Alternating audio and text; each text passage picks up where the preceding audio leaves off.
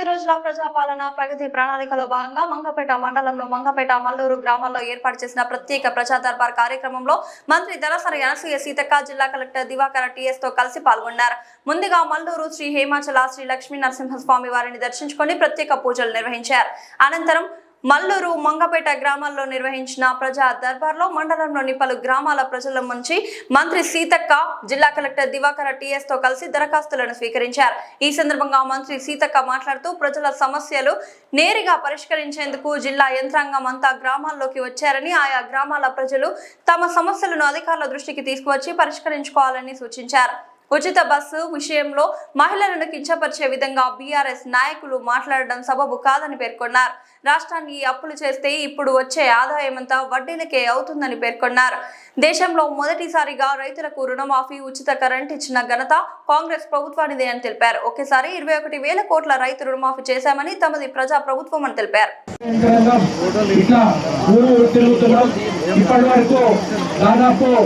6 ఊర్లలో ఈ కార్యక్రమం జరిగింది. 6 ఊరు అంటే జరిగింది. ఈరోజు మరి ప్రజాప్రతినిధులు లేక గ్రామాలలో వాస్తవానికి ఒకవైపు కేంద్రం నుంచి నిధులు వచ్చే పరిస్థితి లేదు, గ్రామ సర్పంచులు లేక, మరొక వైపు మరి గ్రామాలు కూడా ఇబ్బంది పడుతున్న క్రమంలో ఇది మన ములుగు నియోజకవర్గంలో 2 రోజుగా మన ములుగు జిల్లాలో అయితే మొదటి రోజు వాజ వెంకటాపురంలో రాత్రి 12 గంటల వరకు కూడా మరి గ్రామ సభలు నిర్వహించడం జరిగింది. ఆ తర్వాత మొన్న మరి మన సర్వాపురం, రాయనగూడెం అని ఏజెన్సీ ప్రాంతాలలో దాదాపుగా 8 గ్రామ పంచాయతీలను కవర్ చేయడం జరిగింది.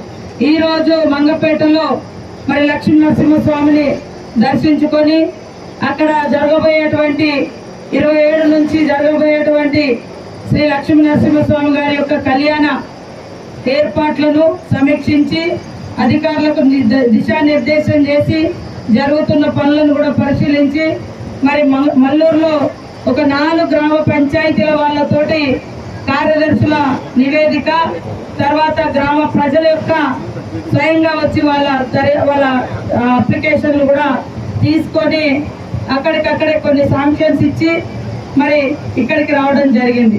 ఇక్కడ కూడా బోర్ నర్సాపురంలో 2 కోట్లతోటి గోదావరికు ఆ గ్రామ రైతుల కోసం 2 కోట్లతో మరి బీటీ రోడ్డు నిర్మాణం కూడా చేపట్టడం జరుగుతుంది. ఈరోజు ఇక్కడ ఈ యొక్క కార్యక్రమంలో నాతో పాటు అన్ని కార్యక్రమాల్లో పాల్గొన్నటువంటి మన జిల్లా అభివృద్ధి ప్రదాతగా నిజంగా యాక్టివ్గా ఉంటూ ఏ అధికారి అందుబాటులో ఉన్నా ఉండకున్నా మరి కలెక్టర్ మాత్రం పాపం అందరికీ అందుబాటులో ఉండి ప్రతి కార్యక్రమానికి వారు మాతో పాటు ఇవాళ ప్రజాప్రతినిధులు కాబట్టి తప్పకుండా మేము రాత్రైనా పగలైనా తిరగాల్సిందే.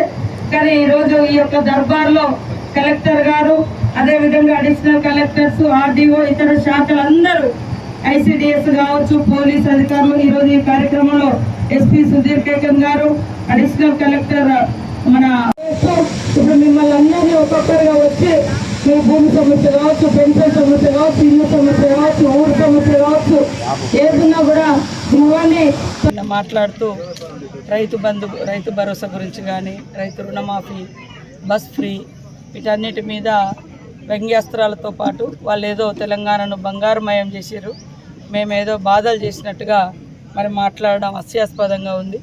వాళ్ళ ప్రభుత్వంలో కూడా సకాలంలో రైతు భరోసా ఇవ్వక మరి మంత్ ఎండింగ్లో మే నెలలో కూడా ఇచ్చినటువంటి సందర్భాలు చాలా ఉన్నాయి. అదేవిధంగా వాళ్ళు చేసినటువంటి అప్పులు, మేము మొదటి నుంచి చెప్తున్నాం, చేసినటువంటి అప్పులకు వడ్డీలు కట్టడానికే ఈరోజు ఉన్నంత ఇన్కమ్ అంతా కూడా అటుపోతుంది. వాళ్ళు 11-12% వడ్డీకి తెస్తే మేము 7%కు తగ్గించడం కూడా మన ముఖ్యమంత్రి గారు తగ్గించడం కూడా జరిగింది.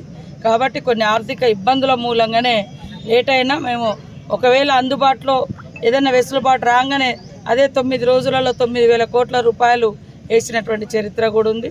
ఇప్పుడు కొన్ని ఆర్థిక ఇబ్బందులు మరి వడ్డీలు అటు పోవడంతో ఇబ్బంది ఉండడం మూలంగా ఆపడం తప్ప రైతుల మీద చిత్తశుద్ధితోటే రైతులకు బోనస్ కానీ, రైతు భరోసా కానీ, అదేవిధంగా మరి 21,000 కోట్ల రూపాయలు రుణమాఫీ కానీ ఇలాంటివన్నీ కూడా మేము చేపట్టడం జరిగింది. వాళ్ళు 10 సంవత్సరాలలో రూపాయలు మాఫీ చేయడము 4 విడతలుగా గగనమైంది. వాళ్ళు చేయకుండా ఫస్ట్ విడతలో మాఫీ చేయకుండా వాళ్ళ పాపం వాళ్ళ ఖాతాలన్నీ మరి డిఫాల్టర్లుగా పెట్టడంతో ఇప్పుడు మాఫీ చేసే ఖాతాలోకి రాలేకపోయింది. అది కూడా వాళ్ళు చేసినటువంటి పాపమే. 2016-17లో జరగాల్సినటువంటి మాఫీని ఆ రుణమాఫీ జరగకుండా వాళ్ళు అట్లనే వదిలేయడంతో వాళ్ళు మేము ఎప్పటి నుంచి చేస్తామన్నాం 2018 తర్వాత ఏదైతే ఉందో ఆ వాటికి మన గవర్నమెంట్ వచ్చిన తర్వాత 23 నుంచి మనం ఒప్పుకోవడం జరిగింది. కానీ వాళ్ళు అసలు చాలా లక్షల మంది ఖాతాలను క్లోజ్ చేసి డిఫాల్టర్గా పెట్టడంతో మరి అవన్నీ కూడా మిగిలిపోవడం జరిగింది. అయినా కూడా వచ్చిన 6 నెలల్లో 21,000 కోట్ల రూపాయలు రుణమాఫీ చేసినటువంటి ఘనత మరి కాంగ్రెస్ ప్రభుత్వంది, ఇందిరమ్మ ప్రభుత్వంది. ఈ దేశంలోనే మొట్టమొదటిసారి దేశంలో రుణమాఫీ చేసిన ఘనత కూడా ఆనాడు వైఎస్ఆర్ గారిది. ఉచిత కరెంటు రైతులకు ఇచ్చింది కూడా దేశంలో కాంగ్రెస్ ప్రభుత్వందే. అనేక సంక్షేమ కార్యక్రమాలు చేపట్టడం జరిగింది. కాబట్టి వారు ఏదో గొప్ప చేసిన బంగారుమయం ఏం చేయలే, బాధలమయం, అప్పులమయం, అప్పులకు వడ్డీలు ఇవే నడుస్తున్నాయి. కాబట్టి ఈరోజు రైతులకు ఇచ్చిన ఏ మాట తప్పకుండా ఖచ్చితంగా నిలబెట్టుకుంటాం. మహిళలను కూడా చిన్న చూపు చూసే విధానం మానుకోవాలి. మహిళలకు ఈరోజు స్వేచ్ఛ దొరికితే, ఆర్థిక స్వతంత్రం దొరికితే ఆగమాగమైపోతున్నారు మరి దొరల కుటుంబం. అంటే వాళ్ళ బిడ్డలే, వాళ్ళ కొడుకులే రాజ్యాలు వెళ్ళాలి, వాళ్ళ కొడుకులే, వాళ్ళ బిడ్డలే మరి స్వతంత్రంగా ఉండాలి. కానీ మిగతా ఏ బిడ్డ స్వతంత్రంగా ఎదగకూడదు, ఏ మహిళ బయటకు వచ్చి మరి స్వతంత్రంగా తిరగకూడదు అనేటువంటి కుట్రలతోటే ఇవాళ ఉచిత బస్సు మీద కూడా మరి తప్పుడు మాటలు మాట్లాడుతున్నారు. ఇది కరెక్ట్ కాదు. ఒక ఏజ్డ్ పర్సన్, ఒక 10 సంవత్సరాలు ముఖ్యమంత్రిగా చేసినటువంటి వ్యక్తి మహిళల్ని కించపరిచే రకంగా మాట్లాడి ఆ యొక్క స్కీమును తప్పించే కుట్ర చేయడం అంటే వీళ్ళు ఆ ఫ్రీ బస్సును తీసేయాలనేదే వాళ్ళ యొక్క ఉద్దేశం. కాబట్టి ఆ ఉద్దేశాన్ని, ఆ కుట్రల్ని మహిళా లోకమంతా అర్థం చేసుకుంటుందని కూడా ఈ సందర్భంగా తెలియజేస్తాం.